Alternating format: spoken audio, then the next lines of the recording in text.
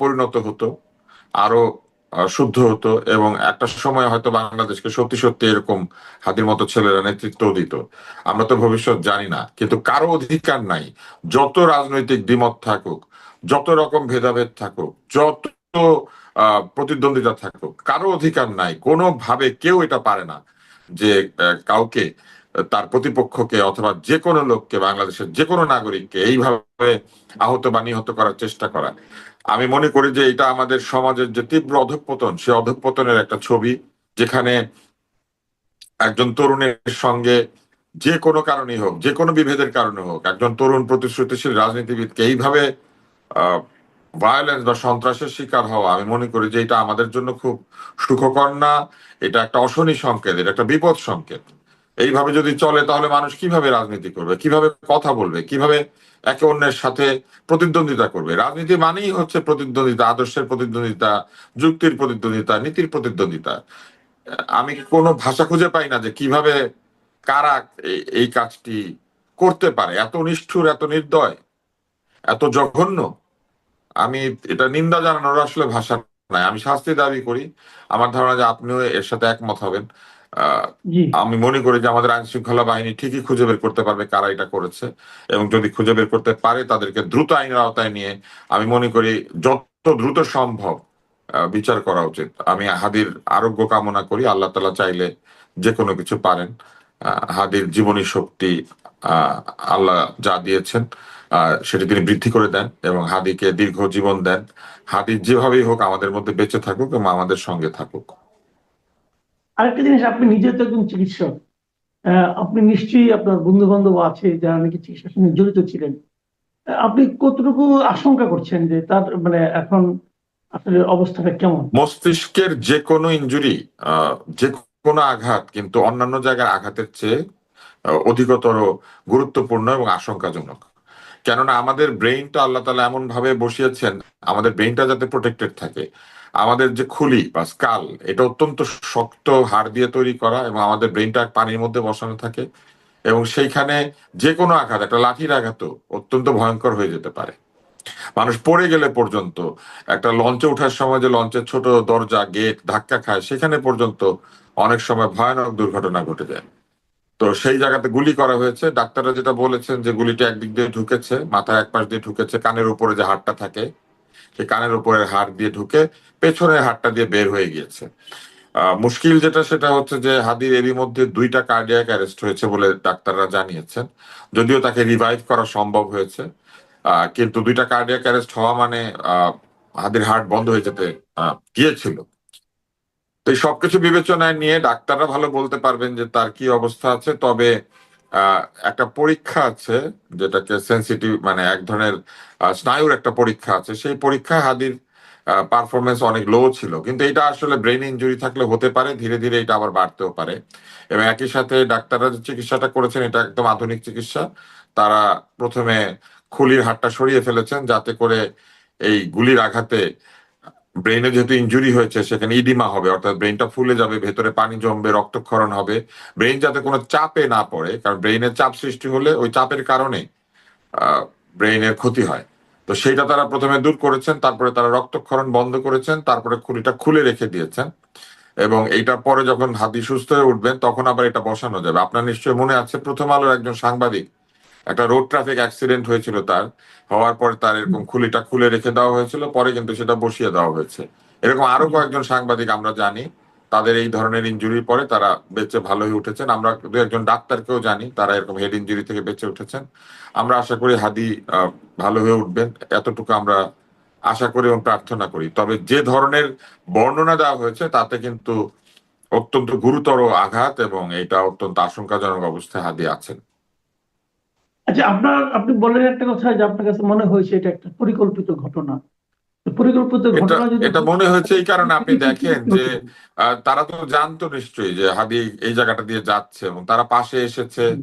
মোটরসাইকেলে চড়েছে, নিজেদেরকে আড়াল করেছে। এবং তারা এই যে গুলিটা করেছে এটা তো হত্যার উদ্দেশ্যে, কারণ হত্যার উদ্দেশ্যে গুলি কেউ মাথায় করতে পারে, তা না হলে এইভাবে তো করার কথা না। তো এটা নিশ্চয়ই হ্যাঁ। পরিকল্পিত। আর একেবারে যেদিন তার তফসিল ঘোষণা করা হলো নির্বাচনের পরের দিনই ঘটনাটা ঘটলো। আহ সবকিছু মিলে এটা তো মনেই হচ্ছে যেটা একটা পরিকল্পিত ঘটনা। আরেকটা জিনিস আমি লক্ষ্য করলাম যে আপনি নিশ্চয়ই ভিডিওটা দেখেছেন, যে প্রথমে গুলি করার পর যে রিক্সাগুলো থেকে নিয়ে যাওয়া হচ্ছিল, সেখানে যিনি ভিডিও করছিলেন তার চেহারা আমি দেখতে পাই নাই, কিন্তু উনি বারবার একটা কথা উচ্চারণ করছিলেন যে উনি ঢাকা 8-এ নির্বাচনে প্রতিদ্বন্দ্বিতা করার কারণে তাকে হত্যা করা হচ্ছে। এবং তারপর আমরা আরেকটা জিনিস দেখলাম যে মেডিকেল কলেজে যখন নাকি মির্জা আব্বাস তাকে দেখতে গেলেন, তখন তার সঙ্গেও বেশ দুর্ব্যবহার করা হলো ওখানে, বেশ মানে তাকে দুও দেওয়া হলো। তো এইটা এটা সব মিলিয়ে আসলে কি আপনার রাজনৈতিক পরিকল্পনা সমর্থকরা দেখেন? এরকম করে, সমর্থকরা এরকম করে কামাল ভাই, কারণ সমর্থকদের তো প্রবল আবেগ থাকবে এই সময়টাতে, জি। এবং যে যা বলবে তারা সেটাই বিশ্বাস করবে, বা তারা একটা শত্রু খুঁজে বের করার চেষ্টা করবে। এটা আমি অতীতেও বিভিন্ন ঘটনায় দেখেছি যে এই ধরনের কিছু নাম উচ্চারণ করলে লোকে প্রথমে এদের বিরুদ্ধে একটা রেগে যায় বা এরকম করার চেষ্টা করে। তো আপনি নিজেই বললেন যে ভিডিওর মধ্যে এরকম বলা হচ্ছিল, তো এরকম বললে পরে মানুষ তো তার প্রতিদ্বন্দ্বীদেরকে প্রথমে দায়ী করবে, কিন্তু আমার মনে হয় না যে এই বিষয়গুলি বাড়তে দেওয়া উচিত। বরং আমার মনে হয় যে সকল দল ও মত নির্বিশেষে সবাই মিলে হাদির খুনিদেরকে শনাক্ত করা, আইনের আওতায় আনা ও বিচার করার জন্য দাবি জানানো উচিত। কিন্তু আমি খুবই অবাক হই যে এইরকম একটি দুর্ঘটনার পরেও আমাদের যারা আইন শৃঙ্খলা রক্ষা করবেন বলে শপথ নিয়েছেন, তাদের কেন জানি আমার কাছে খুবই দুর্বল এবং খুবই স্লো মনে হয়, ধীর গতি সম্পন্ন মনে হয়। আমি একটা ভিডিও দেখেছি, নির্বাচনের সহিংসতা নিয়ে প্রশ্ন করা হচ্ছে এবং উপদেষ্টা উত্তর দিচ্ছেন পেঁয়াজের দাম কেন বেড়ে গিয়েছে, এটা সত্য না মিথ্যা আমি জানি না, এটা ফেক না আসল। কিন্তু এইরকম অ্যাটিটিউড যদি থাকে, এরকম যদি এড়িয়ে যাওয়ার প্রবণতা থাকে, তাহলে আজকে হাদি, কালকে আরেকজন, পরশু আরেকজন, এটা তো হতে পারে না। বাংলাদেশ এরকম মৃত্যুর মিছিলের দেশ হতে পারে না। বাংলাদেশ এইরকম অশান্ত সন্ত্রাসের জনপদ হতে পারে না। বাংলাদেশ এইভাবে তরুণ প্রাণ আর ক্ষয় করতে পারে না। আমি আমি জানি না যে কেন আসলে মানুষ সামান্য দুঃখ প্রকাশটুকু পর্যন্ত ঠিক মতো করে না। মানুষ কেন, মানে সব মানুষের কথা বলবো না আমি, ক্ষমতাবান মানুষেরা কেন এইভাবে দায়িত্বকে এড়িয়ে গিয়ে অনেকটা উট পাখির মতো মাথা গুঁজে থাকে। আমি কিন্তু নিজে আশাবাদী, আশাবাদী এই কারণে আপনি দেখেন মোহাম্মদপুরে এই যে মা মেয়েকে খুন করা হলো, একজন গৃহ পরিচারিকা, তার নাম কেউ জানতো না, তার কোনো ছবি ছিল না, সে এখানে সবসময় বোরখায় মুখ ঢেকে ঢুকতো, এবং সবকিছু দেখলাম যে তাকে চেনার কোনো উপায় নেই, তার নামও নাকি ঠিক নাই। তারপরেও তাকে কিন্তু পুলিশ 2 দিনের মধ্যে ধরে ফেললো। তো ওটা যদি পারে, তাহলে এটা না পারার কোনো কারণ আছে বলে কিন্তু আমার কাছে মনে হয়। আমি আশাবাদী হতে চাই, করা আশাবাদী এই উচিত, আমি ক্ষেত্রে। আশাবাদী হতে চাই। আমি মনে করি আমাদের পুলিশ খুবই ওয়েল ট্রেন্ড এবং খুবই একটি শক্তিশালী বাহিনী।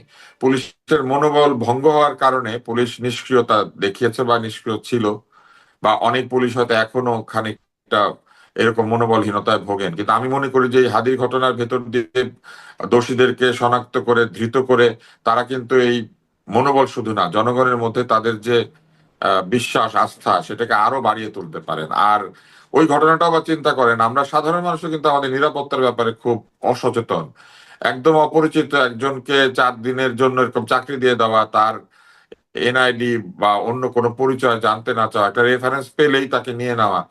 আমার মনে আছে যে গৃহ পরিচারিকা এমনকি নতুন ভাড়াটিয়া পর্যন্ত কোথাও উঠলে এলাকাতে থানায় রিপোর্ট করার কথা, এবং থানা কিন্তু এটা বারবার জানিয়েছে।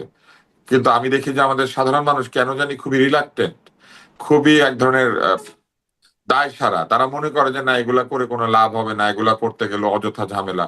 এগুলো অযথা ঝামেলা না, আমাদের সকলকে এই সাবধানতা অবলম্বন করতে হবে। দুর্ঘটনা তো সবার বাড়িতে ঘটে না, কিন্তু আমরা কি করে হুম। জানবো যে কালকে কার বাড়িতে এই দুর্ঘটনাটা ঘটবে? ফলে এই যে গৃহকর্মী নিয়োগ করা, নতুন দারোয়ান নিয়োগ করা, নতুন কর্মচারী আনা, বা অপরিচিত ব্যক্তিকে বাড়িতে বা নিচে দেখা বা আশ্রয় দেওয়া, আহ এই বিষয়গুলি নিয়ে আমাদের কিন্তু সচেতন হওয়া উচিত। এমনকি নতুন ভাড়াটিয়া ওঠা, সেই ভাড়াটিয়ার পরিচয় সম্পর্কে যথেষ্ট পরিমাণে জেনে রাখা উচিত। জি। এখন একটু রাজনীতির প্রসঙ্গে আসি। এখান থেকে এটা হলো, আমরা এটা দেখেছি যে হাদির এই ঘটনাকে কেন্দ্র করে কিন্তু সকল রাজনৈতিক দলের নেতৃবৃন্দ সবাই কিন্তু এটাকে নিন্দা জানিয়েছেন এবং অপরাধীকে ধরার জন্য সরকারের উপর তাগিদ দিয়েছেন। এর পাশাপাশি বিএনপির একটা বড় খবর আমরা আজকে দেখলাম, সেটা হলো যে বিএনপি আনুষ্ঠানিকভাবে জানিয়েছেন যে তাদের নেতা ভারপ্রাপ্ত চেয়ারম্যান মিস্টার তারেক রহমান, উনি এই মাসের 25 তারিখে দেশে ফিরতেছেন। এই প্রথম একটা তারিখ পাওয়া গেল। তো এটা কি আপনি মনে করেন যে বিএনপির জন্য একটা নতুন ইতিবাচক দিক, বিএনপির জন্য পজিটিভ কিছু এবং আমাদের দেশের রাজনীতির জন্য কতটা পজিটিভ হবে? অবশ্যই এটা একটা ইতিবাচক দিক, কেননা বিএনপির প্রধান নেতা অসুস্থ, তিনি হাসপাতালে আছেন এবং এই মুহূর্তে কোনো আদেশ নির্দেশ দিতে পারছেন না। তো দ্বিতীয় ব্যক্তি যিনি বিএনপির ভারপ্রাপ্ত চেয়ারপারসন, তিনি এইখানে থাকাটা বিএনপির মনোবল অনেক বাড়িয়ে দিবে। পাশাপাশি তিনি এখানে উপস্থিত হলে সরাসরি দল প্রতি মুহূর্তে তার কাছ থেকে শারীরিকভাবে মানে উপস্থিত থেকে নির্দেশ পাবে। তিনি আবার পুরনো যে সম্পর্কগুলি আছে, জনসংযোগগুলি, সেগুলি করতে পারবেন। বহু বিষয় রয়েছে দলের অভ্যন্তরে যেগুলি তিনি সরাসরি সমাধান করতে পারবেন। ফলে নেতৃত্ব ফিরে আসা তো অবশ্যই তাদের দলের জন্য একটা গুরুত্বপূর্ণ বিষয়। আর 25শে ডিসেম্বর বেছে নিয়েছেন ক্রিসমাস ডে, এটা একটা আনন্দের দিবস। আহ, আহ, বাংলাদেশে প্রচুর খ্রিস্ট ধর্মাবলম্বী আছেন তাদের জন্য, পাশাপাশি এটা একটা বিশেষ দিবস। সারা পৃথিবীতে এটাকে নানানভাবে আনন্দের সঙ্গে পালন করা হয়। তো এটা এরকম একটা দিবসে তিনি ফিরে আসাটা অনেকটা সান্টা ক্লজের মতো। তো এটা হুম, হুম, হুম। খারাপ কিছু না, এটাও একটা আনন্দের ব্যাপার যে তিনি তার দলের কাছে আসছেন। এবং আমি মনে করি যে তার দল একই সঙ্গে যেমন আনন্দিত হবে, তেমনি তার দলের মধ্যে যারা কোন্দল করেছেন, উৎপাত করেছেন, চাঁদাবাজির অভিযোগ উঠেছে, তারাও নিশ্চয়ই শঙ্কিত হয়ে উঠবেন যে নেতা এখানে উপস্থিত থাকলে তাদের এই অন্যায় কর্মকাণ্ড নিশ্চয় আরো কঠোরভাবে তিনি দমন করবেন, এটা মানুষের আশা। আর পাশাপাশি তার মা আছেন, তিনি যদি তার মায়ের শয্যা পাশে থাকেন, সেটাও একটা আহ, ভালো বিষয় হবে। সবকিছু মিলে আমার কাছে মনে হয় এটা একটা ইতিবাচক ঘটনা। তবে দেশের আইন শৃঙ্খলা পরিস্থিতিকে অবশ্যই আরো কঠোরভাবে নিয়ন্ত্রণ করতে হবে এই সরকারকে। আহ, আজকের মতো এরকম একটি ঘটনা ঘটে গিয়েছে, যে ঘটনাটি আসলে পুরো দেশের আইন শৃঙ্খলা পরিস্থিতিকে আরেকবার প্রশ্নের সম্মুখীন করেছে। জি। কারণ অনেকেই কিন্তু বলছিলেন যে তারেক রহমানের নিরাপত্তার একটা ইস্যু আছে। এখন উনি যেদিন আসার সিদ্ধান্ত নিলেন, ওই দিনই এমন একটা ঘটনা ঘটানো হলো অথবা ঘটলো, যেটা নাকি মনে করেন আমাদের জন্য আসলে আতঙ্কের কারণে কিন্তু হয়ে যাচ্ছে। তো সরকারের এই ব্যাপারে কি ভূমিকা থাকবে? এবং আমার তো এখনো মনে হয়, আমি তো নিজে বলতেই চাই যে হাদির এই ঘটনা যদি আমি এককভাবে কাউকে দোষারোপ করি, দায় দেই, আমি মনে করি এই দায় সরকারকে নিতে হবে। এবং সরকার এই দায় এড়াতে পারবে না। যদি কমাতে চায়, তাহলে কমানোর একমাত্র উপায় হলো দোষীদেরকে অতি দ্রুত গ্রেপ্তার করা অথবা ধরে ফেলা। আপনি কি মনে করেন? দেশের আইন শৃঙ্খলা পরিস্থিতি এখন এইরকম যে আমি এটাও বুঝি না যে যারা নিশ্চিত প্রার্থী এদের জন্য একটা গার্ডের ব্যবস্থা করতে কি অসুবিধা। এত এত গানম্যান দেয়, এত লোককে এত নানা রকম নিরাপত্তা দেয় সরকার। আমি হুম। তো মনে করি যে হাদির পাশে একজন দেহরক্ষী সরকারি ভাবে থাকা উচিত ছিল, একজন বা দুইজন। একেবারে নিরাপত্তাহীন ভাবে সবার সামনে আহ হাদি গিয়েছে। আহ, দেশের এত বড় একটা নির্বাচন হবে এবং সেখানে প্রার্থীদের নিরাপত্তা তো একটা খুবই গুরুত্বপূর্ণ বিষয়, এবং না, প্রার্থীরা যখন আপনি আরেকটা জিনিস জনসংযোগ খেয়াল করবেন, করছে। হাদি কিন্তু বলেছিল গত নভেম্বর মাসে, সে বলেছিল যে তাকে নাকি 30 বার ফোনে হুমকি দেওয়া হয়েছিল। তো বলা হলে এটা তো সরকারের উচিত ছিল তাকে একটা সাপোর্ট দেওয়া। আমি তো পুরো বিষয়টা জানি না। আহ নিয়মতান্ত্রিক ভাবে হাদি যেটা করতে পারতো, পুলিশের কাছ থেকে নিরাপত্তা চাইতে পারতো, সরকারকে চাপ দিতে পারতো, হয়তো সে এটা মনে করেন। নিরপেক্ষ থাকে না। 17 বছর পর একটা বড় দলের কার্যত শীর্ষ নেতার দেশে ফেরা স্বাভাবিকভাবেই একটি শক্তিশালী বার্তা দেয়। আন্দোলনের ধারাবাহিকতা, নেতৃত্বের পুনঃপ্রতিষ্ঠা এবং নির্বাচনের আগে দলের ভেতরে ও বাইরে মনোবল সঞ্চার।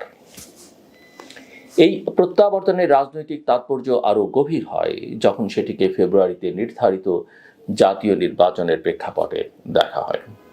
দীর্ঘ সময় ধরে নির্বাচন নিয়ে সংশয়, অনিশ্চয়তা ও অবিশ্বাসের আবহে তফসিল ঘোষণার মাধ্যমে এক ধরনের কাঠামোগত নিশ্চয়তা তৈরি হয়েছে। বিএনপি মনে করছে নির্বাচন নিয়ে তাদের প্রধান সংখ্যাগুলো আপাতত কেটেছে, কিন্তু প্রশ্ন হলো, কাগজে কলমে নির্বাচনী রেল চলা আর মাঠের বাস্তবতা কি এক জিনিস? গত কয়েক সপ্তাহের ঘটনার প্রভাব দেখাচ্ছে নির্বাচন যত ঘনিয়ে আসছে ততই সহিংসতার আশঙ্কা ঘনীভূত হচ্ছে। রাজধানীতে একজন রাজনৈতিক কর্মীর গুলিবিদ্ধ হওয়া, এর আগে চট্টগ্রাম ও পাবনায় নির্বাচনী জনসংযোগ ঘিরে হামলা, এসব ঘটনা বিচ্ছিন্ন নয়। এগুলো একটি বড় বার্তার ইঙ্গিত দেয়। কেউ কেউ চায় এই নির্বাচন প্রশ্নবিদ্ধ হোক, আতঙ্ক ছড়াক, মাঠ অস্থির থাকুক। ভয়ের রাজনীতি বরাবরই বাংলাদেশের ক্ষমতার লড়াইয়ে ব্যবহৃত একটি কার্যকর হাতিয়ার, আর এবারও তার ব্যতিক্রম হচ্ছে না। তারেক রহমানের সাম্প্রতিক বক্তব্যগুলোতে এই আশঙ্কারই প্রতিফলন দেখা যায়। তিনি বারবার ঐক্যের কথা বলছেন, বিভ্রান্তি এড়িয়ে চলার আহ্বান জানাচ্ছেন এবং আইন শৃঙ্খলা রক্ষাকারী বাহিনীর তদন্তে সহযোগিতার কথা বলছেন। এই অবস্থান কৌশলগতভাবে গুরুত্বপূর্ণ, কারণ বিএনপি জানে সামান্য একটা ভুল বা সহিংসতায় জড়িয়ে পড়ার অভিযোগ পুরো নির্বাচনী পরিবেশ তাদের বিপক্ষে ঘুরিয়ে দিতে পারে। আন্দোলনের রাজনীতি থেকে নির্বাচনী রাজনীতিতে রূপান্তরের এই সন্ধিক্ষণে সংযম দেখানোই তাদের জন্য সবচেয়ে বড় চ্যালেঞ্জ। একই সঙ্গে বিএনপির ভেতরের বাস্তবতাও সহজ নয়। বিপুল সংখ্যক আসনে প্রার্থী ঘোষণা করা হলেও মনোনয়ন নিয়ে অসন্তোষ, বিদ্রোহী প্রার্থীর বিক্ষোভ, কোথাও কোথাও সড়ক অবরোধ, এসব দৃশ্য স্পষ্ট করে দিচ্ছে যে দলটির অভ্যন্তরীণ শৃঙ্খলা এখনো পুরোপুরি সুসংহত নয়। দীর্ঘদিন ক্ষমতার বাইরে থাকা একটি বড় দলে এ ধরনের টানাপোড়েন নতুন কিছু নয়, কিন্তু নির্বাচনের ঠিক আগে এগুলো জনমনে নেতিবাচক প্রভাব ফেলতে পারে। তারেক রহমানের দেশে ফেরা এই জায়গায় একটা কেন্দ্রীয় নিয়ন্ত্রণ প্রতিষ্ঠার সুযোগ তৈরি করবে কিনা সেটি এখন দেখবার বিষয়। রাজনীতির আরেক গুরুত্বপূর্ণ স্তর হলো জোট ও সমঝোতার অঙ্ক। বিএনপি একদিকে জাতীয় সরকার ও অন্তর্ভুক্তিমূলক শাসনের কথা বলছে, অন্যদিকে আসন সমঝোতা নিয়ে বাস্তব সিদ্ধান্তে এখনো সীমাবদ্ধতা রয়েছে। জামায়াত ইসলামী নিজেদের মতো করে এগিয়ে গেছে, এনসিপি নতুন জোটের ঘোষণা দিয়েছে, ছাত্র আন্দোলন থেকে উঠে আসা নেতৃত্ব নানা দিকে ছড়িয়ে পড়ছে। এই বহুদা বিভক্ত বিরোধী রাজনীতির ভেতরে বিএনপি কিভাবে নিজেকে কেন্দ্রীয় শক্তি হিসেবে ধরে রাখবে সেটিও বড় প্রশ্ন। এর পাশাপাশি রাষ্ট্রের সাংবিধানিক কাঠামো ও অন্তর্বর্তী সরকারের সঙ্গে সম্পর্ক নির্বাচনের পরিবেশকে প্রভাবিত করছে। রাষ্ট্রপতির সাম্প্রতিক অসন্তোষ, সরকারের সঙ্গে দূরত্বের ইঙ্গিত, সেনাবাহিনীর অবস্থান নিয়ে প্রকাশ্য আশ্বাস, এসব মিলিয়ে একটি জটিল ক্ষমতার সমীকরণ তৈরি হয়েছে। আগস্টের গণঅভ্যুত্থানের পর রাষ্ট্র যে এক ধরনের ভঙ্গুর ভারসাম্যের ওপর দাঁড়িয়ে আছে তা স্পষ্ট। নির্বাচন সেই ভারসাম্যকে স্থিতিশীল করবে নাকি আরও চাপে ফেলবে তা নির্ভর করছে প্রক্রিয়ার বিশ্বাসযোগ্যতার উপর। সবচেয়ে উদ্বেগের জায়গা হলো নিরাপত্তা। প্রার্থী ও ভোটারদের মধ্যে যদি ভীতি কাজ করে, যদি অবৈধ অস্ত্র ও পেশাদার সন্ত্রাসীদের উপস্থিতি নিয়ন্ত্রণ না যায়, তাহলে নির্বাচন কেবল একটি আনুষ্ঠানিকতা হয়ে দাঁড়াবে। আইন শৃঙ্খলা বাহিনীর শক্ত অবস্থানের কথা বলছে, সরকারও সহিংসতা বরদাস্ত না করার ঘোষণা দিচ্ছে, কিন্তু অতীত অভিজ্ঞতা বলে ঘোষণা আর বাস্তবতার ফারাক গোছানোই সবচেয়ে কঠিন কাজ। এই প্রেক্ষাপটে তারেক রহমানের প্রত্যাবর্তন একদিকে যেমন বিএনপির জন্য আবেগ ও প্রত্যাশার কেন্দ্রবিন্দু, অন্যদিকে রাষ্ট্রের জন্য একটি পরীক্ষা। তিনি কি বিভক্ত ও উত্তেজিত রাজনীতিকে একটি শৃঙ্খলিত নির্বাচনী পথে আনতে পারবেন, নাকি তার আগমন আরও মেরুকরণ ও সংঘাতকে উস্কে দেবে? এই প্রশ্নের উত্তর এখনো খোলা। ডিসেম্বর তাই শুধু একটি প্রত্যাবর্তনের মাস নয়, এটি ফেব্রুয়ারির ভোটের মানসিক প্রস্তুতির সময়। রাজনীতির আরেক গুরুত্বপূর্ণ স্তর হলো জোট ও সমঝোতার অঙ্ক। বিএনপি একদিকে জাতীয় সরকার ও অন্তর্ভুক্তিমূলক শাসনের কথা বলছে, অন্যদিকে আসন সমঝোতা নিয়ে বাস্তব সিদ্ধান্ত। যেমন আপনার কাছে আমার প্রশ্ন, মুক্তিযোদ্ধার কথা বলা হচ্ছে বা আমি মুক্তিযোদ্ধা, এখানে আমি এমন কোনো দলের সঙ্গে যোগদান করি নাই যারা মুক্তিযুদ্ধে বিশ্বাস করে না। আমি এখানে জামাতের গঠনতন্ত্রের ভূমিকাটা আমি একটু পড়ে শোনাতে চাই। এটা তারা পাবলিশ করেছে এবং সেটা তারা গ্রহণ করেছে, অ্যাডাপ্ট করেছে। সে অ্যাডাপ্ট করার পরে এটার নাম হয়েছে বাংলাদেশ জামাতে ইসলাম, জামাতে ইসলামী। কাজে আমি আপনাকে এটা বলছি, এটার প্রথম প্রকাশ হয়েছে মে 1980 সনে। মে 80 সনে 1980 সনে তারা বাংলাদেশের মুক্তিযুদ্ধকে স্বীকার করে এই দলটি আত্মপ্রকাশ করেছে এবং সেখানে তারা পরিষ্কার বলেছে যে তারা মুক্তিযোদ্ধাদের বীরত্বপূর্ণ সংগ্রামের মধ্য দিয়ে বাংলাদেশ বিশ্বের মানচিত্রে স্বাধীন সার্বভৌম জাতি রাষ্ট্রের মর্যাদা লাভ করে আছে। তার মানে এখানে মুক্তিযুদ্ধের সঙ্গে এই বাংলাদেশ জামাতে ইসলামের কোনো সংঘাত নাই, কোনো সংঘর্ষ নাই, সংঘাত নাই। পরবর্তী গঠনতন্ত্রে তারা যে ক্লজগুলো যুক্ত করেছে সেই জায়গা থেকে হয়তো সংঘাত নেই মেজর আখতারুজ্জামান। আমার প্রশ্ন হচ্ছে, এটা তো তাদের পরবর্তীতে উপলব্ধি, এবং এখন এই মুহূর্তে বাংলাদেশ বিরোধী হোক, বাংলাদেশ পক্ষে হোক, স্বাধীন বাংলাদেশের পক্ষে কিংবা বিপক্ষে যারাই রাজনীতি করতে আসুক না কেন, মুখে অন্তত মুক্তিযুদ্ধকে স্বীকার না করে উপায় থাকে না তাদের। সেই জায়গা থেকে জামাত ইসলামী তো এগুলো লিখতেই পারে, কিন্তু আমি যদি বলি যে ৭১-এ জামাত ইসলামের কি ভূমিকা ছিল, আপনি তো রণাঙ্গনের একজন মুক্তিযোদ্ধা, সেই জায়গা থেকে অবশ্যই আমাদের একাত্তরে সবার একাত্তরে একাত্তরে মুক্তিযুদ্ধ তো আমি জামাতের বিরুদ্ধে করি নাই। ৭১-এ মুক্তিযুদ্ধ করেছি আমি পাকিস্তানের বিরুদ্ধে। পাকিস্তানে তখন একটা তাবেদার সরকার ছিল ডক্টর মালিকের নেতৃত্বে। সেই মালিকের নেতৃত্বে ২ জন মন্ত্রী অংশগ্রহণ করেছিল এবং তার আবার ৩ জন আওয়ামী লীগের মন্ত্রীও ছিল, এবং এদেরকে নিয়ে ডক্টর মালিকে একটা ঠেড়া মালিকিয়ার একটা দল গঠন করেছিল।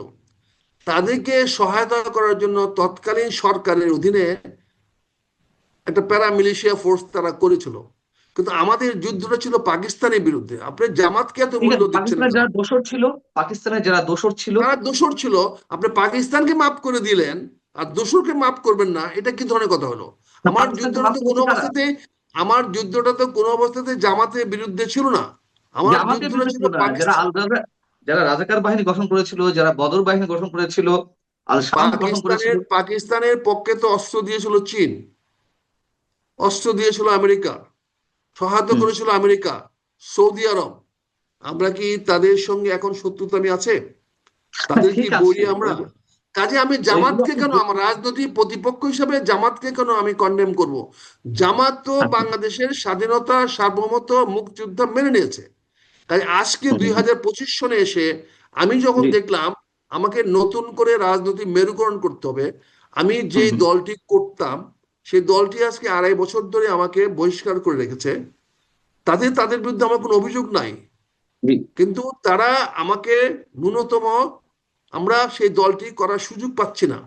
তা আজকে আমি কোথায় যাব? আজকে এখন আমাকে মুক্তিযুদ্ধকে যারা মানে তাদের কাছে যেতে হবে।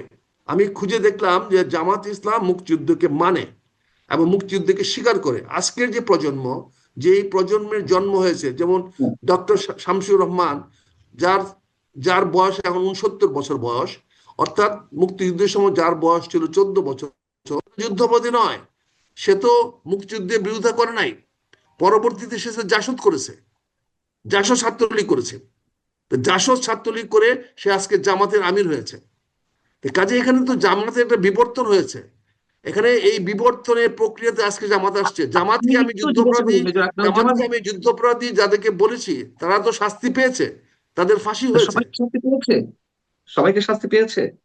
যতজনই শাস্তি পাক পেয়েছে, কিন্তু যারা যুদ্ধাপরাধী তারা তো কেউ এখন জামাতে নাই, থাকলেও ভেরি নেগলিজেবল। আমার বিএনপি থেকে নাই? আমার আচ্ছা, বিএনপি থেকে স্বাধীনতার মুক্তিযুদ্ধের শত্রু নাই? আমার শত্রু কি বিএনপিতে নাই? আওয়ামী লীগে নাই? নুরু মৌলবী কি আওয়ামী লীগের স্থান পায় নাই? খন্দকার মুশারফ কি আমাদের নেতার ব্যয় হয় নাই? সেও তো রাজাকারের ছেলে ছিল, সেও তো ছিল, যেরকম লোক কি হয় নাই? কাজে জামাতকে আজকে আমি আমি যেটা বলতে চাই, আমি জামাতকে যদি আপনি রাজাকার বলেন, আমি মনে করি যে এখন এই রাজাকার দেশের প্রকৃত বন্ধু। আমি সেই রাজাকার হতে কোনো আপত্তি নাই। আমি সেই জেনে শুনে বিষ করেছি পান। আমি আমি জামাতকে আমি পেয়েছি, তার গঠনতন্ত্র যখন আমি এটা পেয়েছি, তখন আমি দেখেছি যে আমার এই পরিণত বয়সে আমার 2টা পারপাস হবে।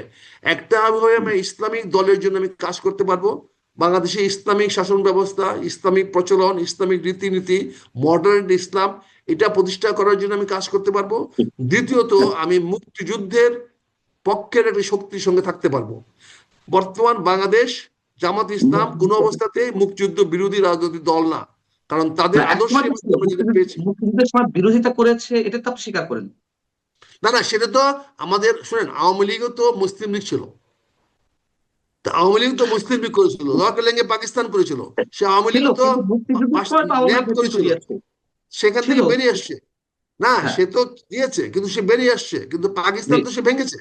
পাকিস্তান তো সে হ্যাঁ, ভেঙেছে, কাজে পাকিস্তানের মুসলিম লীগেরা বলতে পারে তাদের। কাজে আমি এই বিতর্কে যাব না, এই বিতর্ক তো জেনে শুনে আমি গিয়েছি। এখানে আপনি আচ্ছা, ব্র্যান্ডিং করবেন, আপনি জেনে ব্র্যান্ডিং। শুনে আপনি জীবনের শেষ বেলাতে আপনার পরিণত বয়সে কেন জামাতকেই বেছে নিতে হলো? অন্য কোনো দল ছিল না? আমি এখানে যতগুলো দল ছিল তার মধ্যে জাতীয় পার্টি হলো চোরের দল, আওয়ামী লীগ হলো ভাগুরা দল। এরপর সেই দলগুলোর মধ্যে বলেন আপনি কে আছে যাকে নিয়ে আমরা কথা বলতে পারি। এবং সেখানে যখন জামাতের গঠনতন্ত্র দেখলাম যে তারা মুক্তিযুদ্ধকে স্বীকার করে, যারা মুখে তো অনেকেই স্বীকার করে, মুখে তো অনেকেই স্বীকার করে। তাহলে এবং মুখে এই কেন, জামাতে তারা তো লিখিত স্বীকার করেছে, তারা তো এই এই লিখিত জামাত স্বীকার ইসলাম করেছে, তাদের গঠনতন্ত্রের মধ্যে তো লিখিত আছে, লিখিত, কমিটমেন্ট। ঠিক আছে, একটা পার্টির কিন্তু প্রকাশ্যে গঠনতন্ত্রের উপরে তো কোনো কথা নাই। কাজে আমরা তারা তো প্রকাশ্যে এটা আছে, তারা তো এখন আর ৭১-এর পক্ষে তারা সাফাই গাচ্ছে না, ৭১-এর পক্ষে তো তারা কথা বলছে না। তারা তো এখন পরিষ্কার বলছে যে আমরা বাংলাদেশের জনগণ ও মুক্তিযুদ্ধে বীরত্বপূর্ণ সংগ্রামের মধ্যে দিয়ে যে বাংলাদেশ জাতি রাষ্ট্র গঠিত হয়েছে, আমরা সেই রাষ্ট্রের প্রতি মৌলিক বিশ্বাস, চেতনা, শোষণ মুক্ত, ন্যায় ও ইনসাফ ভিত্তিক সমাজ গঠনের মহান উদ্দেশ্যে বাংলাদেশ জামাত ইসলামীর এই গঠনতন্ত্র প্রণীত হলো। তারা তো এখানে বলে নাই পাকিস্তানকে প্রবর্তন করব, তারা তো এখানে বলে নাই যে আমি, তা তো বলার কোনো স্কোপ নেই। কিন্তু আমরা দেখছি যে তারপরেও কেউ কেউ বলছে, জামাতের আদর্শে অনুসারী জামাতের নেতা অনেকে যারা দাবি করেন। কাজী ইব্রাহিম গত ৩-৪ দিন আগেই যে বক্তব্যটি দিলেন যে ৭১-এর প্রজন্ম ঘৃণিত প্রজন্ম, ৭১-এর স্বাধীনতা, ৭১-এ বাংলাদেশ স্বাধীন হয়নি, বাংলাদেশ স্বাধীন হয়েছে ৪৭-এ। এই যে নিজেদের অজান্তেই অথবা কখনো কখনো বুক ফুলিয়ে এই কথাগুলো পান্না বলছে, ভাই, তাহলে কি আমরা ধরে পান্না নেব যে ভাই, জামাত ইসলামী সঠিক পথে আছে? না না না না, আমি এটা পরিষ্কার করেছি আজকে, জামাতের বক্তব্যটা এই গঠনতন্ত্র অনুযায়ী দেখতে হবে। ব্যক্তিগত পর্যায়ে কে কি বলে এটাকে আপনি মূল্যায়ন করবেন না, আপনি গঠনতন্ত্র যাবে। আমি তো দেখেছি শেখ হাসিনার মতো একজন বিজ্ঞ প্রধানমন্ত্রী, আমার নেতা, প্রয়াত নেতা, স্বাধীনতার ঘোষক জিয়াউর রহমানকে রাজাকার বলেছে। তাই বলে কি ওনাকে রাজাকার মেনে নিতে হবে? আপনার কিন্তু সঙ্গে বলেছে, সেটা তাদের হ্যাঁ, বিষয়। কিন্তু আজকের এই জামাত ইসলামের যে আমি যে গঠনতন্ত্র দেখেছি, সেখানে তারা কোনো তারা যেহেতু এই সকল মৌলিক বিশ্ব চেতনার ভিত্তিতে মৌলিক বিশ্বাস, অর্থাৎ বাংলাদেশের প্রতি মুক্তিযোদ্ধাদের বীরত্বপূর্ণ সংগ্রামের প্রতি তাদের মৌলিক বিশ্বাস, এখানে কিন্তু তারা সেটাকে কোথাও কাটছাট করে নাই। কাজে আমি এই দলটাকে চুজ করেছি। আমি এখন থেকে মুক্তিযুদ্ধের চেয়ে আমি আরো বেশি প্রাউড ফিল করব টু বি রাজাকার। কারণ আমার জিয়াউর রহমান যেহেতু রাজাকার হয়েছে, আমি রাজাকার হিসাবে চিহ্নিত হতে আরো বেশি প্রাউড ফিল করব। না, সেটা আপনি করতেই পারেন, আপনার চেতনা, আপনার বিশ্বাস, সেটি একান্তই আপনার, তাই না না? না, সেটা তো আমার আমরা জিয়াউর রহমান যেখানে রাজাকার হয়েছে, আমার জিয়াউর রহমানকে যেখানে রাজাকার বলেছেন, স্বাধীনতার ঘোষককে যেখানে রাজাকার বলা হয়েছে, সেখানে যদি আপনি মনে করেন যে আমি জামাত ইসলামে অংশগ্রহণ করার জন্য আমিও রাজাকার হয়ে গেছি, আমার তো কিছু বলার নাই, আমাকে সেটা মেনে নিতে হবে। কিন্তু আমাদের কিছু কিন্তু প্রশ্ন আছে, আমি সেই মনে প্রশ্নের করি, জায়গা থেকে। আমি এই মুহূর্তে মনে করি পান্না ভাই, আপনি রিয়েলিস্টিক কথা বলতে হবে, বস্তুনিষ্ঠ কথা বলতে হবে এবং বাস্তবতার সঙ্গে আলোকে বলতে হবে। আমি আমি সে বাস্তবতা গঠনতন্ত্র আলোকে করে বলছি। আমি আমি প্রশ্নটা করি আপনাকে। গঠনতন্ত্রে আলোকে দেখছি জামাত দলগতভাবে, আদর্শগতভাবে মুক্তিযুদ্ধ বাংলাদেশ এবং স্বাধীনতা মুক্তিযুদ্ধোত্তর বাংলাদেশের সঙ্গে তাদের কোনো সংঘাত নাই। এখানে তাদের অবস্থান মৌলিক অবস্থান, অর্থাৎ ৭১-এ যা ছিল মৌলিক অবস্থান, ৭১-এ মুক্তিযুদ্ধে যা ছিল সেখানে তাদের অবস্থান অত্যন্ত পরিষ্কার। ওকে, ফাইন, যদি সেটি সত্যই হতো আমরাও ওয়েলকাম জানাতাম। কিন্তু আমরা কি সবকিছু পুস্তকের ওয়েলকাম জানান, সত্য আসেন, বলেন, আসেন, কথা বলি, সেমিনার করি, সিম্পোজিয়াম করি। আজ থেকে তো আমি জামাতের বক্তব্য আপনাদের কাছে নিয়ে আসার দায়িত্ব নিলাম। মুক্তিযুদ্ধের পক্ষে শক্তির কাছে আমি দাঁড়ে দাঁড়িয়ে আসবো। আমরা কি শুধুমাত্র পুস্তকের মধ্যে সীমাবদ্ধ থাকবো, নাকি আপনি বারবার বাস্তবতা বলছেন, বাস্তবতার দিকে তাকাবো? ১০০ ভাগ বাস্তবতায় তাকাবো। সেখানে যদি আপনি কোনো অমিল পান, গরমিল পান, দলগত কোনো সিদ্ধান্তে যদি আপনি এর কোনো ব্যত্যয় ঘটেন, আমি আপনার হয়ে কথা দিচ্ছি আপনাকে, আমি সেটা নিয়ে কথা বলবো। আমরা কিন্তু জামাতের কোন ধরনের প্রতিক্রিয়া পায়নি যখন এইসব কথাবার্তা বলা হচ্ছে, ৭১-কে ইঙ্গিত করে নোংরা ভাষায় আক্রমণ করা হচ্ছে, জামাতের পক্ষ থেকে আমরা কোনো ধরনের প্রতিক্রিয়া পাইনি। অতএব আমি কিভাবে ধরে নেব তারা গণতন্ত্র যা বলছে, তাদের চিন্তা চেতনায়, মননে, প্রাণে বিশ্বাস করে সেগুলো? একটি বৃহত্তর রাজনৈতিক দলের গঠনতন্ত্রের কাঠামোর বাইরে পক্ষের শক্তি দাবি করে অনেকেই অনেক অতি উচ্ছ্বাস, আতিশয্যময় বক্তব্য দিতে পারে। সেই বক্তব্যগুলো যদি আপনারা ক্লিয়ারিফিকেশন চান, আমি যেহেতু আজ ওকে, থেকে জামাতে যোগদান করেছি, আমি আপনার কাছে সেই ক্লারিফিকেশন নিয়ে আসব, সেই কথা আপনি দিতে পারি। না ঠিক আমি আছে, আপনি শুধু আমি আমির প্রশ্নটা সাহেবের কথা সঙ্গে বলছেন। কথা বলেছি। আমির সাহেব আমাকে অভয় দিয়েছেন যে আপনি যা কিছু প্রশ্ন করতে চান হুম, হুম, অকপটে আমাকে প্রশ্ন জি, করবেন, আমি অবশ্যই জবাব দিব। আমিও ওকে বলেছি ফাইন। আমি যদি কোনো আপনি ব্যত্যয় দেখি আপনার গঠনতন্ত্রের বাইরে কোথাও গিয়েছেন, আমি কিন্তু আমার কণ্ঠস্বর আপনি বন্ধ করবেন না। তিনি বলছেন হুম, হুম, আপনার কণ্ঠস্বর বন্ধ করা হবে না। জি, ঠিক আছে। আমি বুঝতে পারছি আপনি শুধু পুস্তকের মধ্যে থাকতে চাচ্ছেন এবং যেগুলো মৌখিক বাণী তার মধ্যে সীমাবদ্ধ থাকতে চাচ্ছেন, এটা আমার কাছে মনে হচ্ছে আর না, কি। থাকতে চাচ্ছি আপনার না। আপনার কাছে। আমি একজন ফ্রম টুডে অনওয়ার্ডস, আজ হুম, থেকে আমি জামাতের পক্ষে দায় দায়িত্ব নিয়ে বলছি, যদি জামাতের ঘোষিত ন্যায় নীতির বাইরে কোনো কিছু হুম। দেখেন, আপনি আমাকে প্রশ্ন করবেন, আমি সেই উত্তর যথাযথ আমি তো কর্তৃপক্ষের বললাম কাছ আমি থেকে তো গ্রহণ বললাম করে সেই আমি প্রশ্নটা আমি আপনাকে বলবো। কাজী ইব্রাহিম যা করেছে এখন সবচেয়ে বড় আলোচিত বিষয় যেটি, সেটাই আমি আপনাকে কাজী বললাম। কাজী ইব্রাহিম যে কথাটা বলেছে সেটা হলো গতকালকের কথা, আগের না, কথা। আরো দুই আরো তিন না চার না, দিন আগের কথা। আগের কথা আমি বলছি, অ্যাজ অন ফ্রম টুডে। জি, জি, জি। আমি তো সেটা নিয়ে আমার কথা বলার কোনো অধিকার ছিল না, কিন্তু আজকে থেকে আচ্ছা, আমি সেই কথাগুলো বলবো। এটা আপনি বুঝতে বলবেন। পারছেন? ঠিক আছে, বুঝতে পারছি। আচ্ছা, আমার একটা প্রশ্ন, যে আপনি নিজে থেকেই উদ্যোগী হয়ে জামায়াতে জয়েন করলেন, জয়েন করার সিদ্ধান্ত নিলেন, নাকি জামায়াতের পক্ষ থেকে আপনার সাথে যোগাযোগ করা হয়েছিল? আমি গত সপ্তাহখানেক ধরে, বিশেষ করে দেশমাতায় খালেদা জিয়ার সঙ্গে এই ডার্টি ট্রিক্স খেলার কারণে আমি বিএনপির বিরুদ্ধে অত্যন্ত কঠিনভাবে সোচ্চার ছিলাম, বক্তব্য দিচ্ছিলাম। সেখানে আপনারা অনেকে আমাকে প্রশ্ন করেছেন, অনেকে জামাতের পক্ষে বক্তব্য করেছেন, যুদ্ধাপরাধীদের প্রশ্ন করেছেন, যেখানে আমি আপনার অনুষ্ঠানেও খোলামেলা বক্তব্য দিয়েছি, যেখানেও খোলামেলা বলছি। এবং আমি নিজেও বলেছি যে আমি নির্বাচন করব না, আমি জি। নির্বাচনে যাব না, নির্বাচনে আমি নাই। কিন্তু হুম, হুম। সম্প্রতি একটি হলে মিটিং এ আয়োজন করে বাংলাদেশ গড়ার একটি নতুন উদ্যোগ নিয়ে তারেক রহমান সাহেব লন্ডন থেকে যে বক্তব্যগুলো দিয়েছেন, সেই বক্তব্যগুলোর মধ্যে আমরা অনেক আপত্তিজনক শব্দ পাচ্ছি, যেটা দেশকে বিভক্ত করার জন্য করা হচ্ছে। আজকে এই মুহূর্তে দেশকে সবার অন্তর্ভুক্তিমূলক নির্বাচন চাচ্ছি, অন্তর্ভুক্তিমূলক দেশ চাচ্ছি। দেশে ঐক্য আজকে সবচেয়ে বড় প্রয়োজন। বিএনপির জি। মতো একটি বড় দলের, যে দল আগামী দিনে ক্ষমতা যাওয়ার জন্য মুখিয়ে আছে এবং ক্ষমতা যাবে বলে মানুষের বিশ্বাস, আমিও মনে করি এই দল ক্ষমতায় যাচ্ছে এবং যাবে, সেই দলের নেতাকে আরো বেশি দায়িত্বশীল হওয়া উচিত ছিল, আরো বেশি সংবেদনশীল হওয়া উচিত ছিল, আরো বেশি ঐক্যমত গড়ে তোলার জন্য সবার মধ্যে বিভেদগুলো নিয়ে কমিয়ে নিয়ে এসে এক জায়গায় নিয়ে আসার দরকার ছিল। কিন্তু সেটি না করে তিনি ঢালাওভাবে বক্তব্য দিয়েছেন যে বাংলাদেশে কোনো রাজনৈতিক দলগুলো নাকি ৭১-এ মুক্তিযুদ্ধের সময় লক্ষ লক্ষ লোক মেরেছে।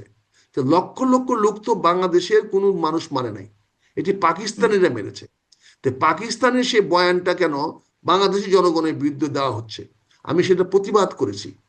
প্রতিবাদ করার এই পরে প্রতিবাদের জন্য আপনার সারা জীবনে আদর্শ ত্যাগ করলেন? আমার তো আদর্শ তো আমি ত্যাগ করি নাই। আমি তো জিয়াকে রাজাকার বলার সময় আমার আদর্শ কোথায় ছিল? আমি যখন আমরা তো ৯১ আমার সনে আদর্শের যখন কথা বলছি না, আমি আমি যখন আপনার আমি আদর্শের যখন কথা বলছি। ৯১ সনে এমপি হয়ে এসে বলছি যে আমাদের সঙ্গে আতাত করার দরকার নাই, তখন তারেক রহমান সাহেবদের ম্যাডামের আদর্শ কোথায় ছিল? ২০০১ সনে যখন ওনারা তাকে নিয়ে নির্বাচন করলো তখন কোথায় ছিল? যখন গত ১৫ বছর এই জামাতকে নিয়ে তারা আন্দোলন সংগ্রাম করলো তখন কোথায় ছিল?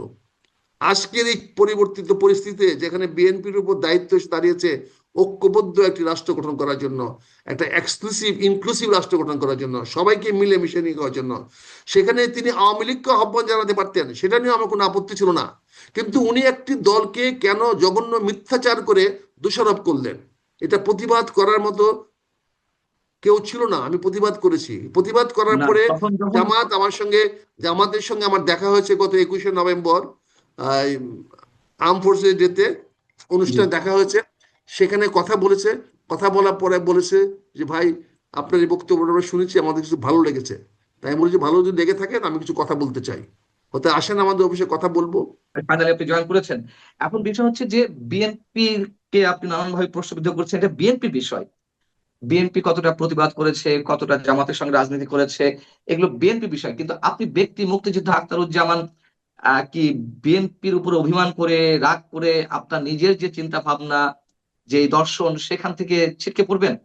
অভিমান করে তাহলে নয়, বিএনপিকে আমরা প্রচুর চেষ্টা করেছি, আমি আমার জীবন দিয়ে চেষ্টা করেছি বিএনপিকে, তাকে তার কাছ থেকে আমরা ভালো কিছু আশা করেছি, দেশমাতায় খালেদা জিয়াকে আপ্রাণ চেষ্টা করেছে, কিন্তু এই তারেক রহমানের সঙ্গে পারি নাই। কারণ দেশমাতায় খালেদা জিয়ার পরে তো আর আমি বিএনপি করতে পারবো না, কারণ তারেক রহমানের নেতৃত্বে বিএনপি করার মতো এত দেউলিয়া আমরা হয়ে যায়নি। আমাদের নেতৃত্বের আমাদের এত ক্ষয় হয়ে যায় নাই যে তারেক রহমানের মতো একজন লোকের নেতৃত্ব আমাদের মেনে নিতে হবে। কাজে আমি এই ক্ল্যাশে যাওয়ার আগে, সংঘাতে যাওয়ার আগে আমি সসম্মানে, যেহেতু আমি বহিষ্কৃতই, 2.5 বছর ধরে আমাকে বহিষ্কার করে রাখা হয়েছে, কাজে আমি মনে করেছি আমার নতুন পথ নিতে হবে। কারণ আমি মনে করি এখনো আমার মধ্যে উদ্যোগ আছে, উদ্যম আছে, এখনো আমি রাজনীতি নিয়ে চিন্তা ভাবনা করতে পারি, এখনো বাংলাদেশের জনগণের জন্য কল্যাণময় কিছু করতে পারি। আপনি দেখেছেন, আপনার সঙ্গে বারবার কথা বলতেছি, কথা বলে আমি বক্তব্য দিচ্ছি। জামাতের প্রতি আপনার এই যে অ্যাট্রাকশনটা তৈরি হওয়া, যে আকর্ষণটা তৈরি হওয়া, যে তার সঙ্গে বা জামাতের পতাকা তলে রাজনীতি করা যেতে পারে, এটি কবে থেকে আপনি অনুভব করলেন? আপনি 1980 সালে আমি গঠনগত কথা বললেন। বিশেষ করে আমি অনুধাবন করেছি যখন ডক্টর শামসুর রহমান সাহেব বলেছেন আল কাফিরুন সূরার কে ডাক্তার শফিকুর তর্জমা রহমান। করে উনি বলেছেন যে অন্য ধর্মের লোকেরা আমাদের কাছে হলো এই কি বলে এটাকে, উনি বলছেন শব্দটা হলো আমানত। কাজে আমানতের ক্ষয়ন তারা করবেন না, আমানত তারা ক্ষুণ্ণ করবে না, তাদের নিরাপত্তা দেওয়া ক্ষুণ্ণ করবেন না। আর আমিও জানি একই সূরার সত্য বলা, সত্যকে আল্লাহর কাছে ফিরিয়ে দেওয়া, এটাও আল্লাহর শব্দটা বারবার ভুলে যাই আমি, যে এটাও আল্লাহর আমানত। এই আল্লাহর আমানতটা আমি যদি সত্য ফিরাইতে চাই, তখন আমি দেখলাম একমাত্র সত্য ফিরাই দিতে হলে আল্লাহর পথে, ইসলামের পথে যেতে হবে। এবং ইসলামী দলগুলোর মধ্যে যেহেতু 8 দলে ঐক্যজোট এখন ঐক্যবদ্ধ হয়েছে, কাজে আমি কোনো আলাদা ইসলামী দল করার দরকার নাই। আমি জামাতের গঠনতন্ত্রের মধ্যে যেহেতু মুক্তিযুদ্ধের পক্ষের বক্তব্য পেয়েছি, তাই আমি অত্যন্ত নিঃসংক চিত্তে এবং খুশি মনে আমি জামাতে যোগদান করেছি। এই জন্য আমি নিজেকে, আমি মনে করি যে আমি এটা হয়তো ভালো কাজ করতে পেরেছি। মনে হয় যে এই যে ইসলামী দলগুলো রয়েছে তারা সব প্রকৃত ইসলামী দল, নাকি ইসলামী দলের নামে কেউ কেউ প্রকৃত না অপ্রকৃত এটা জাজ করার আমি কেউ না, আমি জাজ করতে পারবো না। কিন্তু আমি এখানে গঠনতন্ত্রে দেখেছি আমি মুক্তিযুদ্ধের কথা আছে কিনা। গঠনতন্ত্রের উপর বিশ্বাস করে সবকিছু করছেন, তাহলে কি আমি কি করব বিশ্বাস? আমি তো বই পড়ে তো জ্ঞান আহরণ করছি। আমি তো বইয়ের বাইরে কোনো জ্ঞান আহরণ করতে পারি নাই। জ্ঞান আহরণ করার সর্বোত্তম পন্থা হলো ইকরা বিস্মে রাব্বিকা।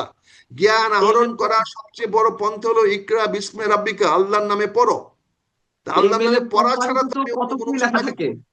এমএলএম কোম্পানি তো তাদের ব্রুশিয়ারে, তাদের কোম্পানি বিধিতে কত কি লেখা থাকে, কিন্তু তারা যে প্রতারণা করে মানুষের সাথে। ভাইয়া, বাংলাদেশ জামাত ইসলাম কোন অবস্থাতে এমএলএফ কোম্পানি নয়, একটি প্রতিষ্ঠিত বৃহত্তর রাজনৈতিক দল। যে রাজনৈতিক দলে যতগুলো পিএইচডি আছে, যতগুলো ইঞ্জিনিয়ার আছে, যতগুলো ডাক্তার আছে, যতগুলো শিক্ষক আছে, যতগুলো মাদ্রাসা শিক্ষক আছে, অন্য কোন রাজনৈতিক দলে সেগুলো নাই ভাইয়া। না না, আমি সেটা বলিনি। আপনি বারবার গঠনতন্ত্রের কথা বলছেন, আপনি বারবার পুস্তকের কথা বলছেন। আমি পুস্তকের কথা বলতে গিয়ে এমএলএম কোম্পানির কথা বলেছি, যে এমএলএম কোম্পানির পুস্তকেও ব্রুশিয়ারে অনেক কিছু লেখা থাকে। আমি তো যাচাই বাছাই করে দেখেছি এটা এমএলএফ কোম্পানি না, এটা একটা দায়িত্বশীল রাজনৈতিক দল।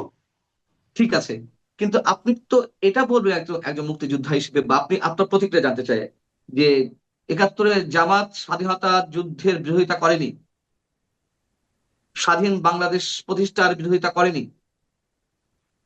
স্বাধীন রাষ্ট্রের বিরোধিতা করেছে জামাতে ইসলাম ও ইস্ট পাকিস্তান, এবং যারা করেছে তাদের ফাঁসি হয়েছে, তারা ফাঁসি হয়েছে। কিন্তু বাংলাদেশ জামাতে ইসলাম করে নাই। আচ্ছা, বাংলাদেশ জামাতে ইসলাম করে নাই, যেটা 1980 সনে তারা নতুন গঠনতন্ত্র নিয়ে তারা নতুন ভাবে গঠিত হয়েছে, সেই দলটি করে নাই। এবং যারা করেছে তাদেরকে ফাঁসি কাস্টে ঝুলানো হয়েছে। তাহলে 1980 সালের পর থেকে জামাতে ইসলামী যে রাজনীতি করছে সেটা একেবারে মোটামুটি সুষ্ঠু গণতান্ত্রিক ধারা রাজনীতি করছে, আপনি এটি মনে করেন? সুষ্ঠু গণতান্ত্রিক ধারা, সুষ্ঠু বলার তো কোনো স্কোপ নাই, কারণ সুষ্ঠু এক একজনের কাছে এক এক দৃষ্টিভঙ্গি, এক এক পরিমাপ। কিন্তু তারা ক্রমান্বয়ে রাজনীতি করে আসতেছে, ঘাত প্রতিঘাত করে রাজনীতি দলটা টিকে আছে, এবং তারা জনমানুষের মধ্যে একটা প্রত্যাশা সৃষ্টি করতে পেরেছে, এমন একটি রাজনৈতিক দল হিসাবে প্রতিষ্ঠিত হয়েছে। আওয়ামী লীগ বিএনপির বাইরে যে বিকল্প রাজনৈতিক দলটি হিসাবে প্রতিষ্ঠিত হয়েছে সেটি হলো জামাত ইসলাম। জামাত জি। ইসলাম আগামীতে কোথায় গিয়ে দাঁড়াবে সেটা আমি জানি না, তবে জনগণের দৃষ্টি আকর্ষণ করতে পেরেছে এই দলটি। জামাত ইসলামী যে সন্ত্রাসী কর্মকাণ্ড করেছে, বা যেমন ছাত্র শিবির ইন্টারন্যাশনাল কোন একটা অর্গানাইজেশন দ্বারা সন্ত্রাসী সংগঠন হিসেবে আখ্যা পেয়েছিল, এগুলো কি আপনি সাপোর্ট করেন? সেটা তো আমাদেরকেও, বিএনপিকেও সন্ত্রাসী করা হচ্ছে, আমাদেরকেও তো নাম্বার 1 বানিয়েছে সন্ত্রাসে, আমাদের বিরুদ্ধে অপারেশন ক্লিন হার্ট করতে হয়েছে, আমাদেরকে ওই দুর্নীতিতে আমাদেরকে 1 নম্বর করা হয়েছে। এগুলো তো আমাদের বিরুদ্ধে ছিল, এগুলো তো আওয়ামী কিন্তু লীগের বিরুদ্ধে ছিল, আমাদের বিরুদ্ধে ছিল। না, জামাত কিন্তু আপনি আগামীতে মনে করেন ক্ষমতায় না? গেলে পরে, জামাত আগামীতে ক্ষমতায় গেলে পরে যদি এগুলা তারা করে, তাহলে আওয়ামী লীগ জামাতকেও ট্যাগ করা হবে, এমন তো কিছু না, না। তাহলে জামাত যদি এই কাজগুলো আমি করে আপনার ট্যাগ কথা করা জিজ্ঞেস হবে। করছি যে, আমি আপনার কথা জিজ্ঞেস করছি, যেহেতু কথা হচ্ছে আজকে, আলোচনা হচ্ছে ব্যক্তি জি জি জি জি জি, হ্যাঁ। আখতারুজ্জামান সাহেবকে নিয়ে, আপনি মনে করেন না জামাত সন্ত্রাসী দল বা শিবির সন্ত্রাসী দল, মনে করেন না? এখন এই মুহূর্তে জামাত এবং শিবির সন্ত্রাসী দল নয়। যদি সন্ত্রাসী দল হতো তাহলে গত আন্দোলনে আমরা দেখতে পারতাম। এখানে আমি বারবার বলছি, এখানে একটা গুপ্ত ঘাতক দল কাজ করতেছে, সেটা আওয়ামী লীগ সরকার বের করতে পারে নাই, এই অন্তর্বর্তী সরকার বের করতে পারে নাই। ইনশাল্লাহ যদি জামাত ক্ষমতায় যায়, তো জামাত সেই গুপ্ত ঘাতক দলটাকে বের করে জনগণের সামনে দাঁড় করা দিবে। আমরা শেষ করবো তাহলে। এই এই এই রিলেটেড, এটা রিলেটেড আরেকটি প্রশ্ন আছে। তাহলে 1980 সালের পর থেকে জামাত যেহেতু মুক্তিযুদ্ধকে মেনে নিয়েছে, আপনি বলছেন মুক্তিযুদ্ধ আদর্শের আমি আদর্শ বলছি ভিত্তিক না, রাজনীতি তাদের তো করছে। লিখিত দলিল আছে, তারা লিখিত লিখিত দলিল, দলিল অনেক কিছু আছে। আপনি কি মনে না না করছেন সেটা লিখিত জিজ্ঞেস দলিল, করছেন? তো লিখিত দলিল দেখেই তো পর্চা হবে, সিএস হবে, আর না, আরো সবকিছু লিখিত পরিবর্তন দলিল হবে দিয়ে হয় না, সবকিছু লিখিত না। দলিল দেওয়া হয় না। হাল শোনে খাজনা আচ্ছা, তো দলিল দেখেই হবে। আপনি যে নিজে বলেছিলেন জামাত একটি সন্ত্রাসী দল, সেটা কি হবে? আমি তো জামাত সন্ত্রাসী দল বলেছি কবে, 15 বছর 20 বছর আগে, যখন আমি জামাতের বিরোধিতা করেছি, জামাতকে জি। না নেওয়ার জন্য বলেছি, যার জন্য আমি দল থেকে বহিষ্কৃত হয়েছি। কিন্তু পরবর্তীতে দেখেছি জামাত জামাত আহ, সন্ত্রাসী দল নয়, আমি বলেছি। কিন্তু কখন কিন্তু বলেছি? আপনি আমি আপনি তো বলছেন 15 জামাতকে থেকে 20 বছর আগে বলেছেন। জামাতকে নিয়ে আপনি আমি তো জামাতকে নিয়ে সরকার গঠন না করার জন্য 91 সনে যথেষ্ট